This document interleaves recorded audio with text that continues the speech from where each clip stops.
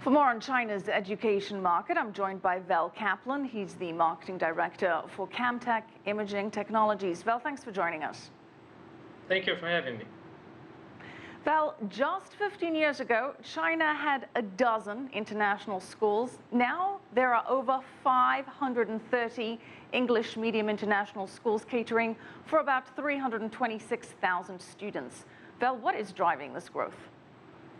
Well, I think there's a combination of reasons. First of all, there's a growing middle class, simply people who can afford the fees.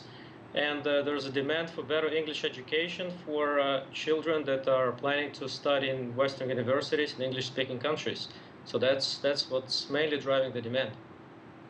So how big is the international school market? Where do you see it going over the next 5 years? Well, it can only go one way. It's definitely going to grow, continue growing. Besides, Chinese government now relaxing some regulations that have to do with the establishing partnerships between local and foreign schools. So it's going to become easier. So I believe that more schools will be coming to China, and this market will continue growing. So there's more parents right now who want to move away from traditional Chinese education that is based on memorization and passing exams, and they want to prepare their children for more competitive economy, and they view Western approach as more adequate for this purpose.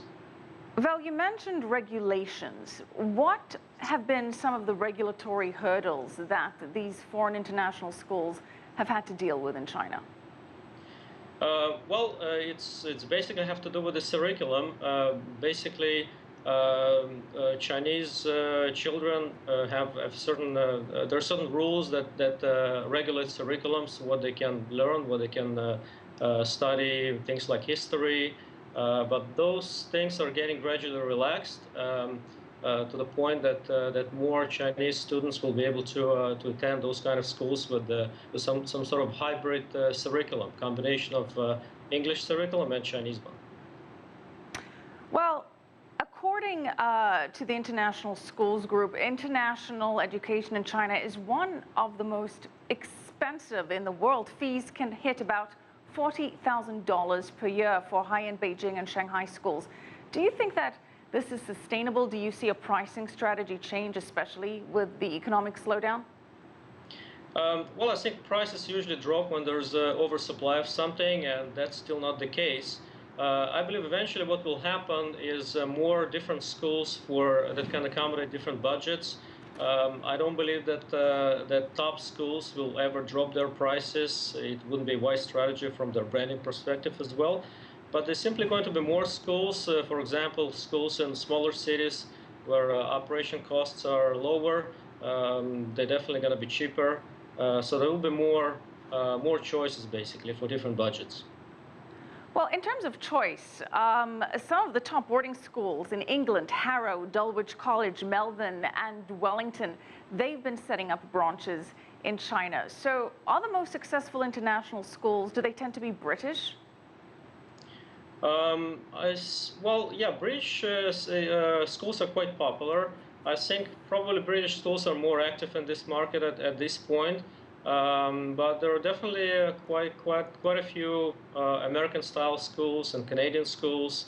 Yeah, but I guess you're right. British schools were more active in this market for some reason. And Val, who is the teaching staff at these schools? Are they mostly foreigners? Yes, they're almost exclusively foreigners. There's from all over the world, of course, mainly from English-speaking countries. Actually, a lot of teachers are from Australia. I live in Suzhou, and here we have several international schools, and most staff there are actually from Australia. Well, these international schools mostly cater to the secondary level or high schools, but do you see that expanding into primary education now that it's proving to be so popular? It's hard to tell so far. I don't really see this trend. I think it's mostly we are talking about middle school and high school. Primary school, possibly. There's some trend for foreign kindergarten, preschools. We've seen that quite a lot. Primary school, less so at this point. Okay, we're going to have to leave it there. Thank you so much, Val Kaplan, Marketing Director for Camtek Imaging Technologies.